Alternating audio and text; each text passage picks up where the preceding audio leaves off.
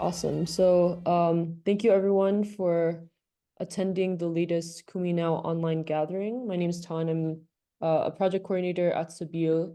And today we'll be talking about the situation of children in East Jerusalem. It's a recent report from War Child. And Alex will be joining us. And Alex has been on Kumi now earlier this year, so it's great to welcome him back. In the chat, I've put some links to Kumi Now, so you can also see a previous recording of his session from a few months ago if you're curious. The first part of our meeting will be dedicated to our guest, but then please stay around after he leaves, as we will be dedicating the rest of the hour to advocacy as we turn our knowledge into action. So before I start, I just want to remind you that the session is being recorded, so please take that into consideration. But if you do have questions during this presentation, feel free to put this in the chat and I'll make sure to convey the questions during our Q&A session. And to introduce Alex before he begins, Alex is a French Palestinian born and raised in East Jerusalem, where he has lived most of his life, a holder of a BA in political science and a graduate of journalism from Columbia. Alex has worked in advocacy with a number of institutions in Palestine for over 10 years. His work has focused on the right to water, the right to health, Area C of the West Bank, and children's rights.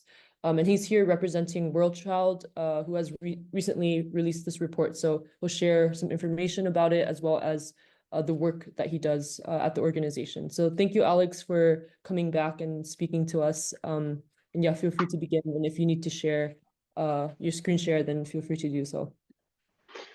Okay, thank you, Tan. Good evening or good morning for some of you, I suppose, everyone. Thanks for the introduction, Tan. I'm Alex Abouata. As Tan was explaining, I am from Jerusalem, which is where I am right now. It's already nighttime.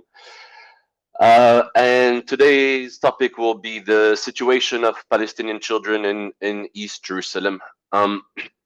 This is, even though it is quite specific in terms of topic and geographically, this is something that could easily be a 2 or 3 hour presentation. So my 30-40 minutes will be quite brief compared to what is really happening on the ground. So I'll try to cover the main violations and topics, but hopefully we can explore more, especially during the Q&A session. So bear with me. I'm also a little bit sick, so hopefully I will still have some voice left further on, and hopefully I will also be able to think coherently. So to begin with, I thought I would just give you a little snapshot of Jerusalem, or East Jerusalem rather, itself, before diving in the situation of children before October 7th, 2023, to go over the main violations, and then to examine how it has changed, because it has. I'm sure many of you have been in other conferences and have already heard similar things. But yes, it has drastically changed, even in Jerusalem. And we will compare. Some of it will be with numbers, but also I will try to use more stories and example, which is a lot more interesting, I think, than just comparing numbers. So first of all, Jerusalem itself is not a huge town. It's only about 1 million people. In terms of population divide between Palestinians and Israelis, it's about 60-40, which translates to 600,000 Israelis and 400,000 Palestinians.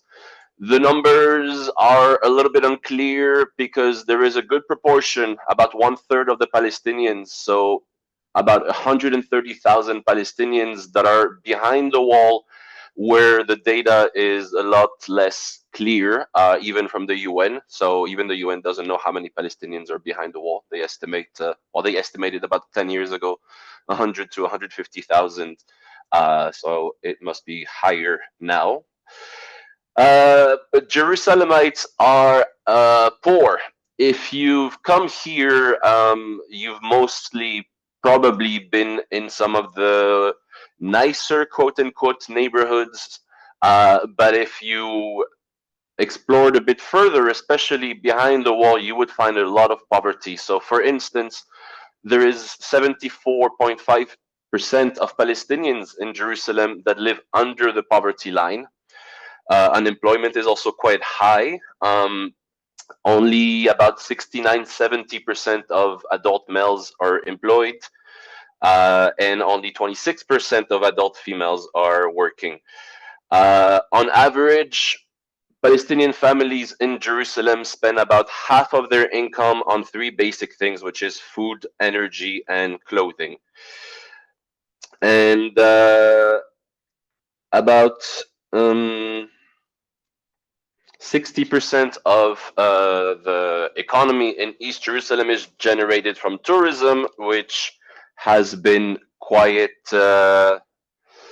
non-existent since October last year. So economically, things have also deteriorated in that regard. So there are, of course, violations which I'll cover, including arrest and detention, home demolitions and forced displacement, education, and others that are specific to children, or that directly affect children. But there are, and I will focus on those mostly, but just as a side note, there are also many other violations that affect everyone, and that includes children, although it will be in those cases less direct. So I don't want to expend too much time on those, but I will still give you um, a little list of examples of things that are indirectly affecting children, and most of these have worsened a lot in the last year. So movement restrictions and curfews. There have been more and more new checkpoints, sometimes temporary, sometimes not, installed by the Israeli army around and inside East Jerusalem. So those close roads, create traffic jams, and make life a lot more difficult for everyone, including for children trying to access their schools. The seizure of Palestinian land and settlement expansion and creation, which are two sides of the same coin, also indirectly affects children, as the space, including the living space for Palestinians by and large, but also including children, is shrinking quite literally, geographically. The demolitions, which are not just limited to homes, we usually focus on homes because we're looking at it from a humanitarian lens of forced displacement, which is a violation of international law and can be a war crime. But the demolitions are not just limited to houses, it's also demolitions of Palestinian businesses, shop, any kind of livelihood infrastructure, and those have a direct financial impact of the Palestinian owner of those structure, and therefore the children in that family who lose this income are also affected. The increasing settler marches, including the Jerusalem Flag Day, as well as settler invasions or incursions to Al-Aqsa in the mosque, and the many statements of incitement by Israeli leaders at every level also contribute to increased repression against Palestinians, including Palestinian children, and increase the tension and fuel more violence against Palestinians, notably in certain areas of East Jerusalem. And finally, the also increasing Israeli efforts to shut down or harm any Palestinian organizations such as CBOs or CSOs, civil society organizations, whose job and mandate very often is to protect children, to monitor the violations and attacks against Palestinians and against children, have also been increasingly targeted by the Israeli authorities with demolition orders, with stop working orders, with closures, so that it is getting increasingly harder to get a good to get good and reliable information on all of the Israeli violations targeting Palestinians in Jerusalem. Uh, I will dive into a few of the main topics. So the ones I will look at mostly are arrest, detention, and torture. Second one will be forced displacement. Then I will look at excessive use of force, including killings and injuries. And I think I will save education for last because I don't know if I will have time to cover that specific topic. So, excuse me.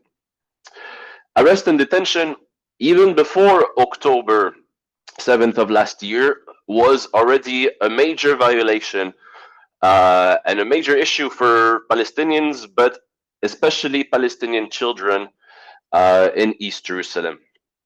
That is not new at all. Already more than 10 years ago, the UN, in this case UNICEF, had in its report on the arrest and interrogation and imprisonment of children had characterized all of the violations as widespread, systematic, and institutionalized. And I'm quoting them.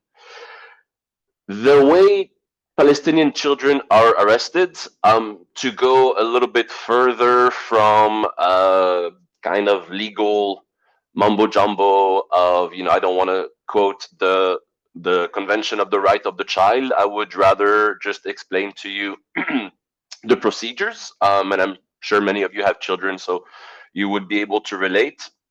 But and I can also contrast it with the way Israeli children are arrested, which is much closer to Western countries where children are protected even when arrested.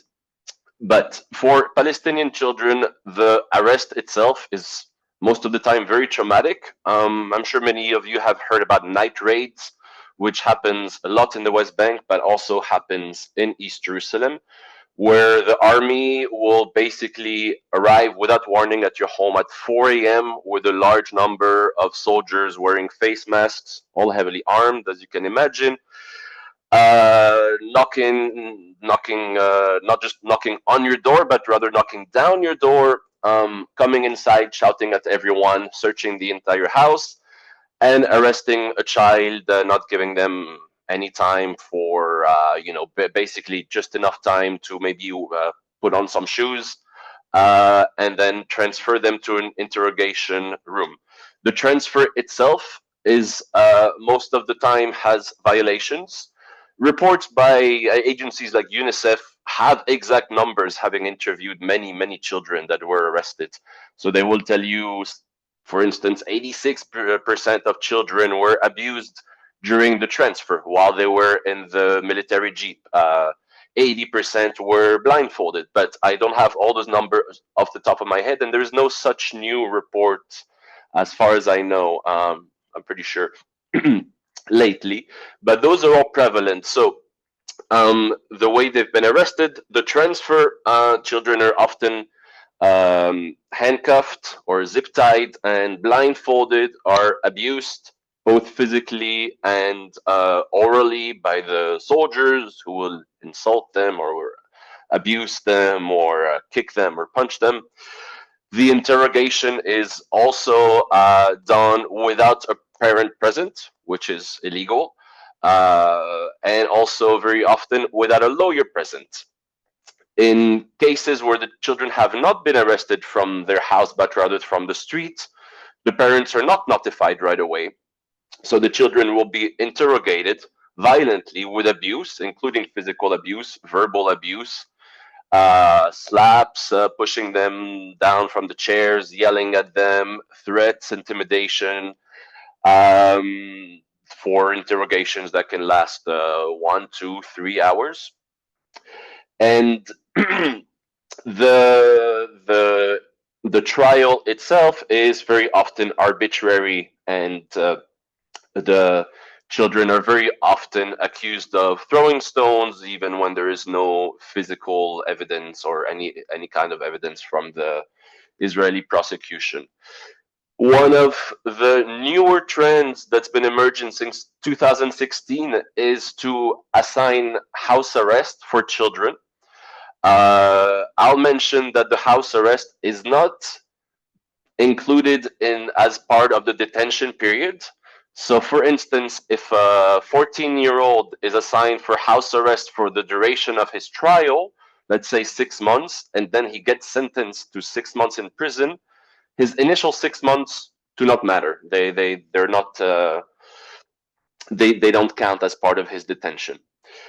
This has been increasingly used, and it is particularly problematic in the sense also that for the family, this affects everyone. All of a sudden, the parents, the mother, the father become the jailer, basically, because your child might be too young to realize the situation he is in legally.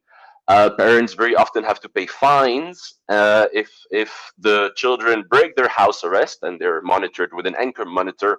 Those fines will be confiscated, basically, will be taken by the Israeli authorities. And those fines can be very heavy, from 10,000 to 30,000 Israeli shekels. So, say $5,000 to $10,000, which for poor families, you can imagine, is quite a lot of money. And the Israeli law itself also has evolved over the year to become harsher and harsher when it comes to the penalties and the incarceration of children. So, for instance, I think in 2016 or 18, a law was passed to increase the penalty for stone throwing for children above 14 to make it a maximum of 15 to 20 years in prison if you're accused of stone throwing. Uh, Currently, there is also attempts to lower the criminal age for children responsible of nationalistic acts, which is an indirect way of just targeting Palestinians.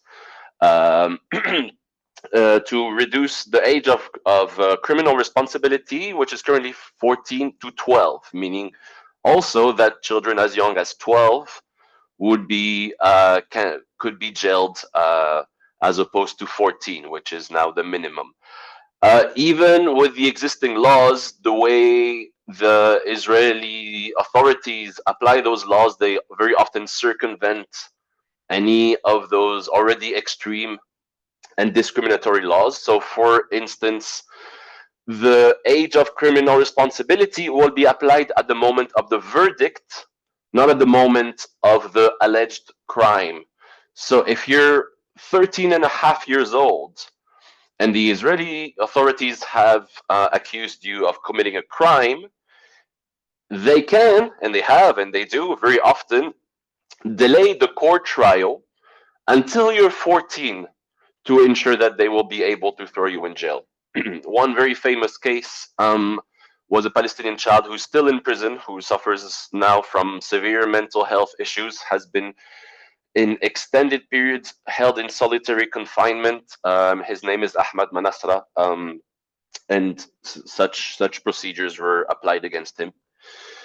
The Israeli practice of administrative detention is also applicable against children. Administrative detention is a type of detention where any Palestinian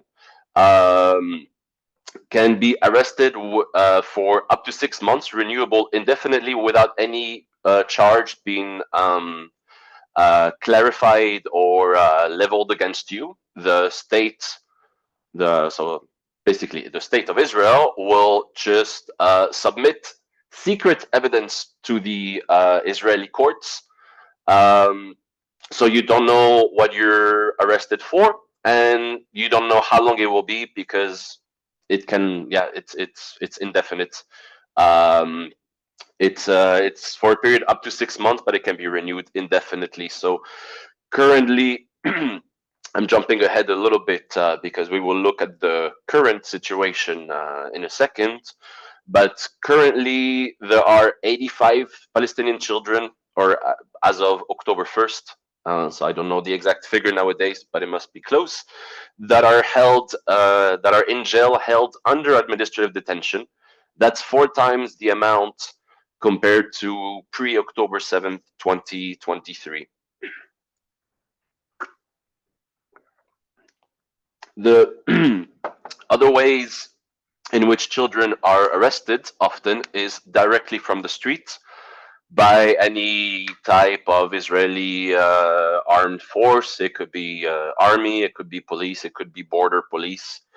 Um, there is not much difference. At the end of the day, the any of those law enforcement will do whatever they want, and will either interrogate children, including violently, directly on the street, but also detain them in a special prison in the center of West Jerusalem, and will be interrogated there very often violently, pressured to sign confessions in Hebrew, and as I was saying earlier, abused physically, orally, and the such.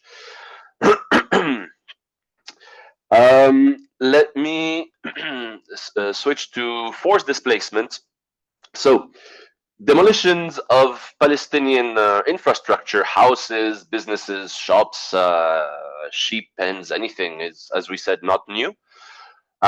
It's predominantly in the West Bank, in Area C of the West Bank, and in East Jerusalem. So in East Jerusalem, there are two main Israeli methods to forcibly displace Palestinians, which I remind you is a potential war crime. One is to accuse them of not having any Israeli issued permit, the same strategy as in Area C of the West Bank. So, for a bit of context, obtaining building permits for Palestinians is nearly impossible in Area C and in East Jerusalem, whether it's through administrative obstacles or maybe your neighborhood has not been zoned by the Israeli municipality, which of course is deliberate. But what the result is that Palestinians are forced to build without an Israeli issued permit.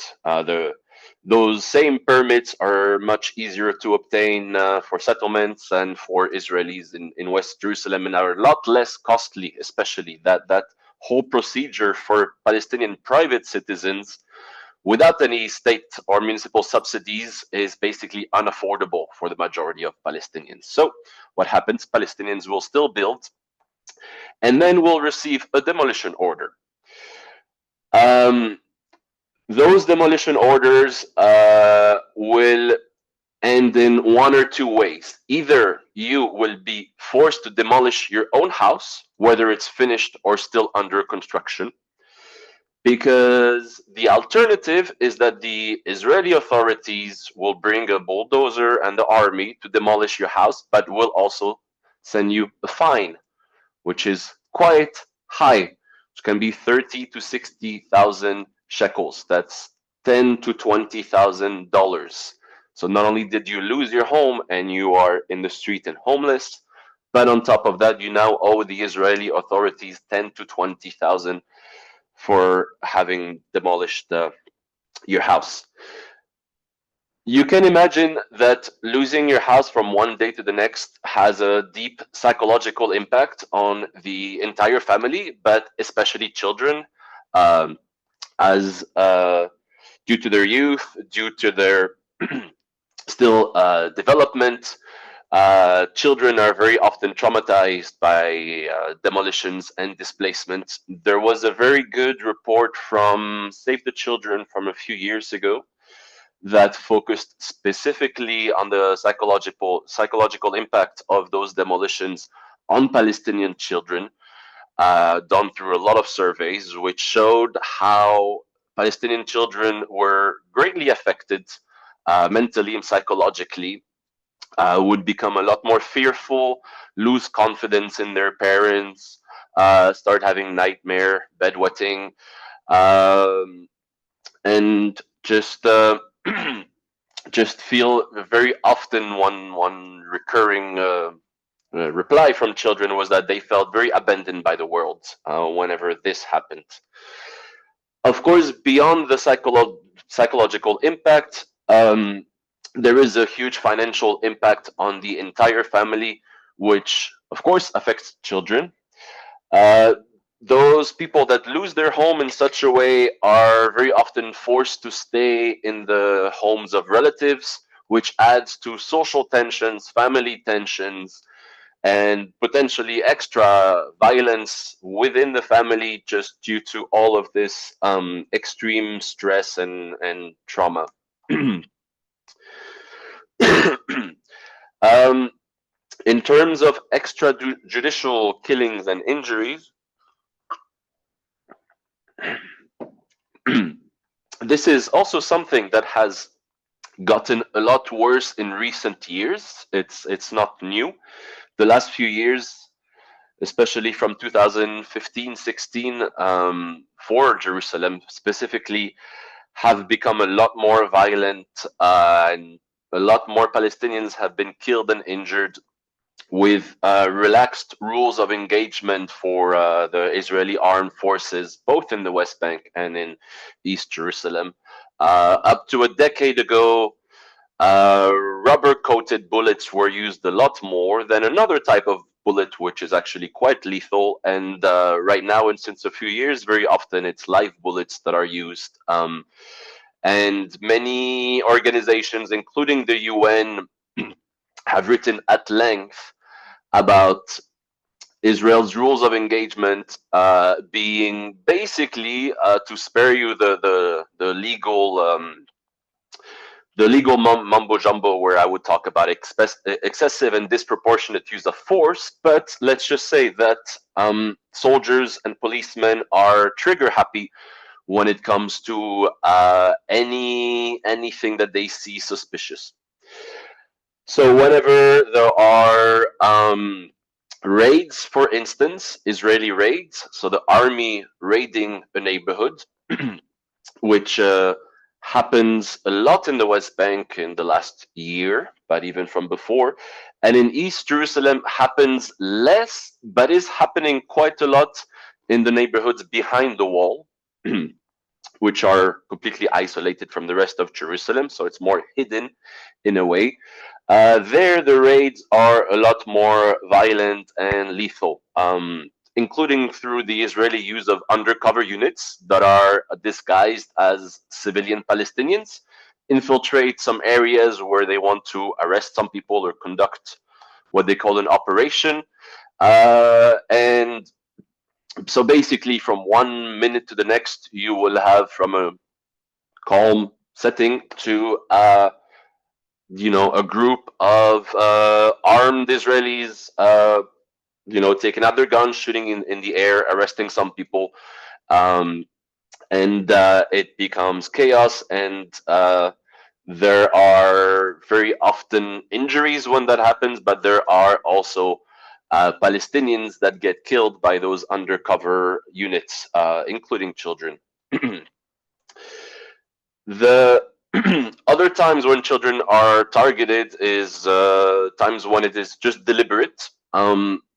There is, from all the testimonies that we see, from eyewitnesses to children's rights organization, everything leads us to the conclusion that there was nothing happening at that moment.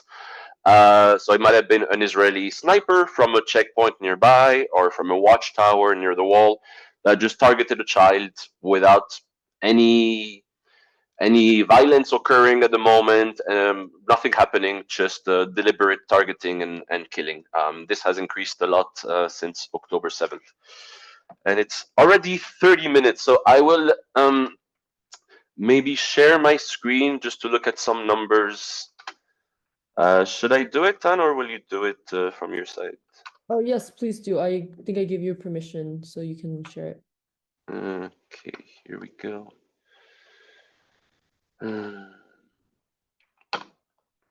Here. So, as I was saying before, the situation has really, really worsened in the last year. Basically, everywhere in the occupied Palestinian territory, it doesn't matter if it's Gaza, West Bank, or East Jerusalem, The Israeli army, police, border police have gone on. There's no other description, I think, than a revenge spree. So on the one hand, there were laws and military orders and actions and the such that were, coming from the top, but also individually, such police officers or border police or soldiers take it in their hand to basically themselves just be a lot more violent, harassing Palestinians in the street, including children, and humiliating them. That is something also very, very common. So the worst time in for East Jerusalem was the period immediately after October 7th. Those first 2 or 3 months, a lot of Palestinian parents would not let their children attend school, or would not let them walk to school on their own, because the situation went to a point where really the arrest, the violence, the abuse of all of the soldiers, policemen, and the such against Palestinian children really skyrocketed, in a very, very arbitrary way. This was all linked in their mind with October 7th. So the policemen and soldiers and whatnot themselves did not make it a secret. Very often, humiliated children ask them to say "I love Israel," or to write something like similar on their hands, or would intimidate them. There's also been cases of sexual harassment by girls crossing checkpoints. So the mood at that time was definitely at the time when there was the most oppression and violence directed against Palestinians. Some laws were passed to basically penalize any Palestinians using social media and posting anything in support of Palestinians fighters or groups like Hamas or Islamic Jihad or the such. This was made into law. So then all of a sudden you would have Israeli soldiers stopping kids, checking their phone, asking them, "Show me your phone, show me your Facebook." And if they saw anything in that regard, then that would actually legally, from an Israeli point of view, that would be enough to throw you in jail. Let me go to the document just to talk numbers a little bit. It's already 6:35, so I will try not to be to waste too much time or to take too much time here. So here are the first 85 days after October 7th. This is for demolitions and displacement, by the way. So since those are not equal periods, I've inserted averages, which will make it easier for you and for any reader to see the trends and the increases. So demolitions, number of demolished structures in 2022, the average was about 0.4.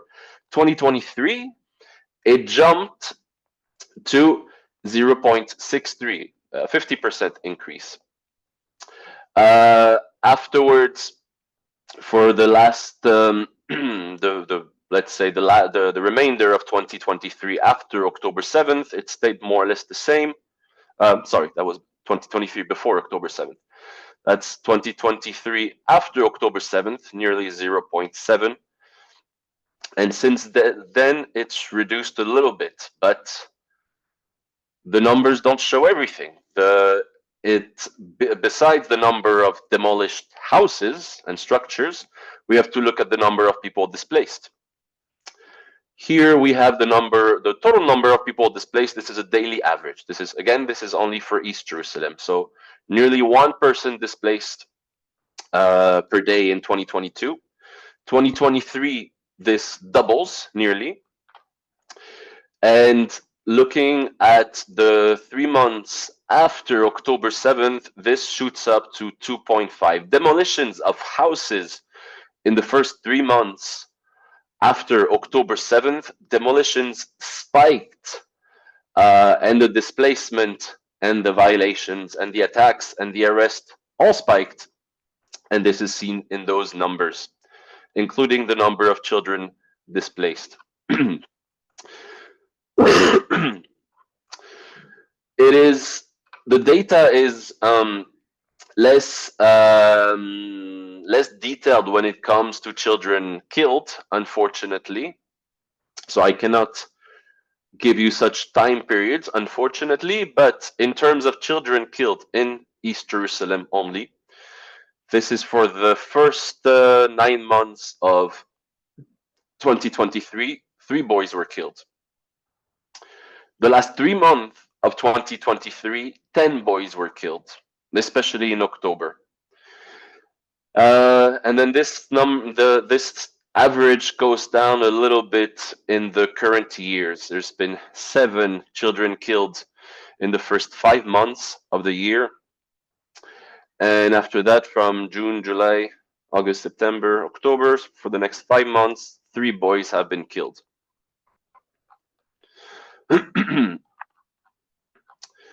I will stop here with the numbers, and it's 6:35, so I think I will maybe take a little break because I'm losing my voice, and perhaps open the floor for questions. Awesome. Thank you so much, Alex, for this presentation. I know the statistics you're showing is very tragic. So if anyone has questions, please put it in the chat and make sure to ask. But in the meantime, I'm curious in terms of what like the report after you've published it, if you've given it to other organizations, what has been the reception of the report, and any like changes that have taken place due to it? No, those types of reports are done on a periodic basis, but they are usually more meant for internal publication or sharing internally rather than publicly. But there are numerous reports that have similar numbers and data that are published regularly from the UN agencies, INGOs, Palestinian NGOs, and Israeli NGOs. But sadly, they very often don't get enough visibility. The media, the mainstream media, is very often not interested in any of those. That is one of the biggest challenges of advocacy for Palestine, is the lack of information that makes it through to the quote unquote Western world, including through mainstream media. So of course there are some media that are better, that will basically paint a picture of what is really happening on the ground here, and will not shy away from many topics. But unfortunately, mainstream media itself is not covering a lot of the topics. So because I had no time, for instance, I didn't go into one topic, which is torture, because Palestinian children themselves have been tortured. Every Palestinian basically in jail or held in any kind of detention, because after October 7th, the jails were so full that first they had to pass a law to double the number of inmates allowed in a cell from 6 to 12.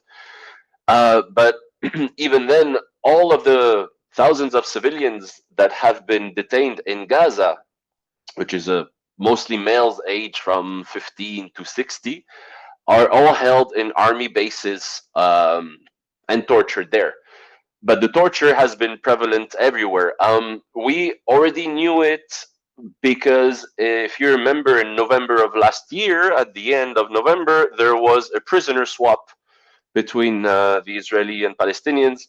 And from the Palestinian side, there was only women and children that were released. All of the children were from East Jerusalem, and they all gave similar testimonies about the torture. So beatings, physical beatings, and punitive policies. So not allowing them any any daylight, for instance. not changing the food to make it basically tasteless and much less than before, forbidding the use of cafeteria, not giving any towels so that you can't dry yourself after a shower. As we said, overcrowding. So basically, inmates will have to sleep on the floor, not allowed the change of clothes. The list goes on, and those were all. I mean, the conditions were already really bad before, but those were all punitive policies that were applied. Let me remind you that the chief of Israel's security is Ben Gvir, who is, as you probably all know, an extreme far right, which is still a kind way to put it, who himself has gone to visit prisons and taunt prisoners, Palestinian inmates, and the such.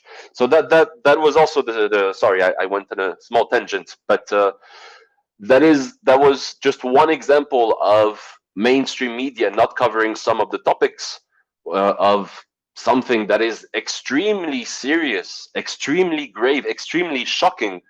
Um, Even now, I am only just tackling the tip of the iceberg because we don't know the number, but there's been at least 35 Palestinians killed through torture and detention. It might be 50, actually, it might be 200.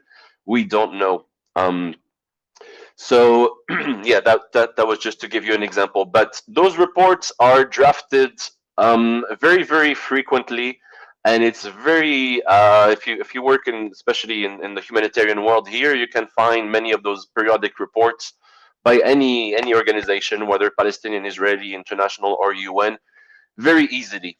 It's just that they just stay on those websites and they're not shared enough, sadly. Thank you so much, Alex, for elaborating also on this topic. Someone asked if the tables in the report that you shared in these numbers, how people can access this, if you can. Yeah, so for Jerusalem itself is a little bit of an Achilles heel for data because it's under Israeli control, so they can crack down a lot easier on Palestinian centers, all of those who do monitoring and support for violations are doing it under duress, have an extremely hard time. So to give you just one example, one longtime partner of War Child is CBO in an area called Silwan, a neighborhood of East Jerusalem that has been one of the targeted areas for demolitions and evictions of Palestinians to be replaced by settlers. And they've received a demolition order back in July. Uh, so there is a lot of Israeli efforts to silence Palestinian organizations and impede their work or criminalize it or harass, threaten, basically any means to silence you or discredit you. So I'll type it in the chat, but if you Google this, for instance, this organization who is not very wealthy, so you'll see their website doesn't look amazing, but their work is actually amazing. I don't know why it doesn't want to work. Oh, there we go. It's the Wadi Halwa Information Center. So will they still be there and active in a couple of months? We don't know because their center is about to get demolished. It depends if they manage to find another office and the such. But there are many reports. So for instance, I'll type a couple more. Defense for Children International. Also, they've been a lot less active since the Israeli authorities have labeled them a terrorist organization a couple of years ago. They've done that to 6 important Palestinian organizations, which has been refuted by actually foreign countries and foreign donors who have actually supported those organizations for years. So sadly, for instance, Defense for Children International used to provide funding for legal support of children arrested and detained in East Jerusalem, but they've stopped doing that in the last few years because they physically can't now that they're banned and Mecca is a good one. That's the Middle East Children's Alliance. They're based in the US, so they're quite small here, but they do good work. The PCRF, the Palestinian Children's Relief Fund, is also a good organization, but they do not do a lot of information and data. They're more operational and and helping on the ground. Um, Here, let me think who else you've got. There are several. If you'd like, maybe what I can do to not waste too much time here and allow more questions is to send to Tan some organizations with links, and then you can forward them in any newsletter or the such. Yeah, that would be great. And I think someone asked related questions about Mm. organizations that are active in terms of helping children. So either using these reports to further their direct advocacy. So if there's any organizations like that that people can look into and support. Yeah, so the largest children's rights organization here is Save the Children. Uh, but they're not the most vocal in terms of advocacy. Sadly, we face INGOs also face a lot of restrictions imposed by the Israeli authorities that affects our work, including advocacy. So we are in a way limited in what we say and how we say it, which shouldn't happen, but this is the reality here on the ground, where literally you can have the Israeli whatever Ministry of Interior that will call you and threaten your organization, or it doesn't, even if you're the UN. That is also happening a lot more to UN agencies such as OHCHR, for example, the Office for the High Commissioner of Human Rights, where they've gotten a lot more threats and basically impediments to their work, so not giving them any visas because Israel controls all the borders. So even if you are just in the West Bank, you still need an Israeli visa to come here. So yeah, those also have been targeted quite often. But there are few INGOs that are focusing directly on children. So it's mainly Save the Children, War Child, of course, and UNICEF from the UN. But there are many Palestinian organizations that work in children's rights, but they tend to be more operational than advocacy oriented. There's a raised hand. Yeah, Randy. I just wanted to point out that we are joined today by Sam Bahur, who has been actively posting some links to organizations that you can get further information or choose to support. And I also wanted to point out that I put a link in to the now available study by Dr. Nadira Shalhoub-Kevorkian on the unchilding of children in Jerusalem. Her book is now available in paperback, and that's also in the chat. So, thank you. Thanks for sharing.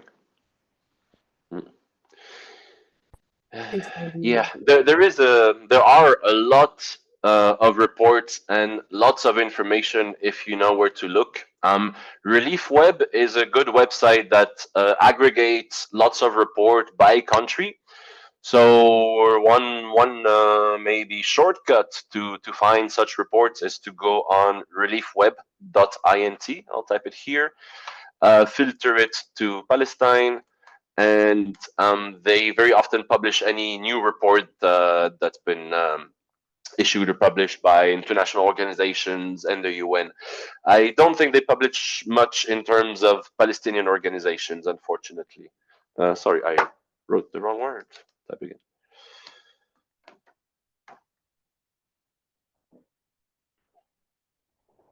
Awesome. Thank you so much, Alex, for all the links. I'll make sure, like, if you have any other things that you want to send me, just send it to me via email, and I'll make sure to send it to the audience. So I think we're running a little short on time, so I just wanted to make sure to see if there's other questions. I think someone's asking, what is it that we can do to help the children imprisoned, other things that you feel like the audience, you want to share with the audience. That's a excellent question. It's always a difficult one because it's been many decades, and many things have been tried, and as you can see, the situation has never improved, and quite the opposite. It's at its most visible now, but the situation of human rights and for Palestinians by and large has just worsened and worsened and worsened over the last few years. I personally believe that advocacy is the main way. The issue is that there is a tremendous amount of Israeli propaganda, disinformation, misinformation, and hasbara, especially in the Western world. So targeting those countries where the majority of you are. So the US, Western Europe, France, UK, Germany, and the such.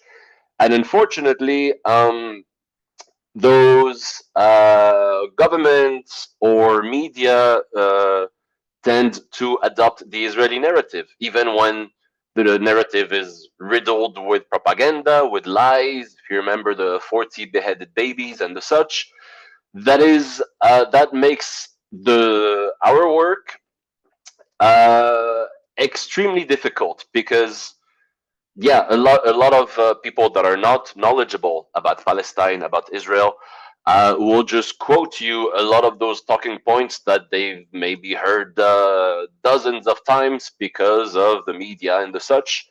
And those points will be, yeah, propaganda or disinformation or the such. So um, we're left with the burden of evidence. So we have to, from a Palestinian perspective, always prove everything, because everything is always questioned. Um, and of course, the opposite isn't true.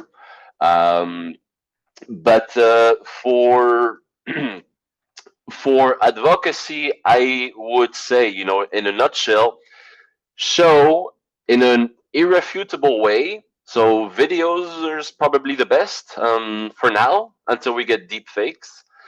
But video evidence is probably the best to show what is happening. So I would say, if you want to help Palestinian children in jail, you cannot help them physically.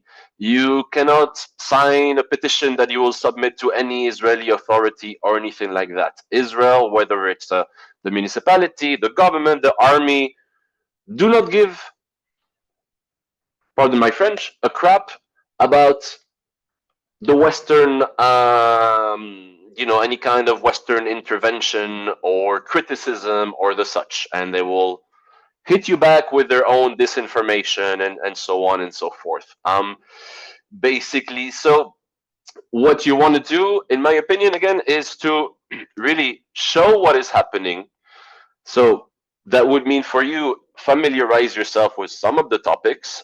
Again, we said there's many reports, there is many books, and then try to spread the word. It might seem little to you, but there are already networks and the such. There's been protests by students throughout the US, UK, and so on. So, perhaps you can join forces with other individuals or groups to try to make more of an impact.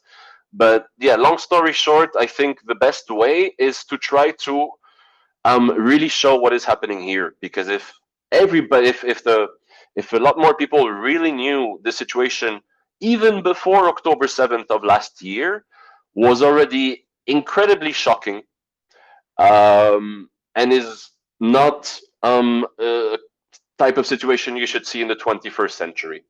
Really, it isn't just international humanitarian law is being violated. No, it is, as many organizations have said, apartheid, and worse than apartheid, it is colonialism. Those are war crimes, much before last year. When you talk about forced displacement, settler violence is terrorism.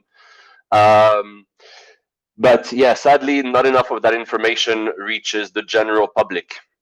That is one issue that we have, which is very often when we do talks like this, is you're talking to people that already want to help and to support. So our challenge is to try to reach the majority that are either, don't really know what is happening, or have only heard the Israeli narrative and misinformation, disinformation, and the such. So, yeah, if you can try to crack that bubble and reach more people from the general public, then that will help.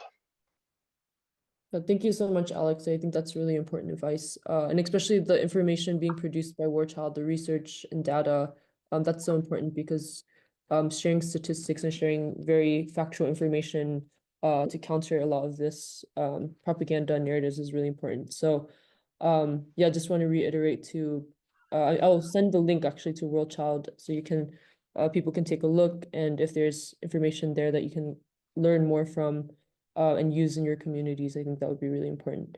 So yeah, thank you so much, Alex. Are there any like last minute questions anyone wants to ask? You can just raise your hand. Okay, so I don't think there's any more questions, but I wanted to just thank you for your time today, for coming with us again, and hopefully we'll see you sometime next year also for Kumi. So thank you, Alex. Thank you for having me. My pleasure. Yes. And so now we'll turn to the advocacy section of our session. So Alex, if you're busy, feel free to leave. You can stay if you want. But we'll share a few actions that are taking place. I know people have shared some in previous chats, but let me first share the Kumi Now link, and then I'll go through some of the new actions that are taking place right now. Awesome. So this is the action page, and we have a few actions, especially because it's the start of Advent in the Christian calendar. So there's a lot of Friends of Sibiu networks that are beginning Advent campaigns. So if you do have Advent campaigns that are happening in your own communities, feel free to share this. But for a few of the partner organizations that we have, I wanted to share some of them. So the US and UK Churches for Middle East Peace, as well as some partners, are releasing Advent Not Arms. So each link, and this is in the US and UK, although they might have maybe some in Canada as well. So I'll double check, but right now they recently released just in the US and UK. And they have campaigns in terms of petitions, events, vigils that you can attend if you're based in either of those locations. So I will send in the group chat the links to each of them. So Churches for Middle East Peace, I think, is the US based one. And then the other link, the first link I shared, is the UK one, I think. North America, we also have a new campaign that just launched.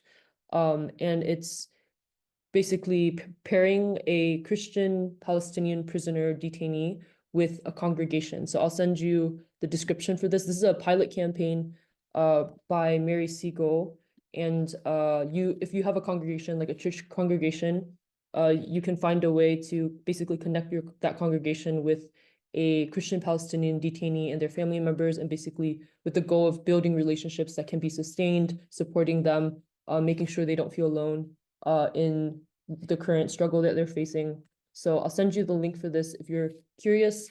They said that they are open to congregations outside the US, although I think the first 12 congregations will be from the US. So I'll keep you updated on this once they decide to expand the work. But for now, this is a really good campaign if you're a leader of a congregation or you have connections to a congregation that would be interested in learning more about this. Also, be sure to share this with your churches and such.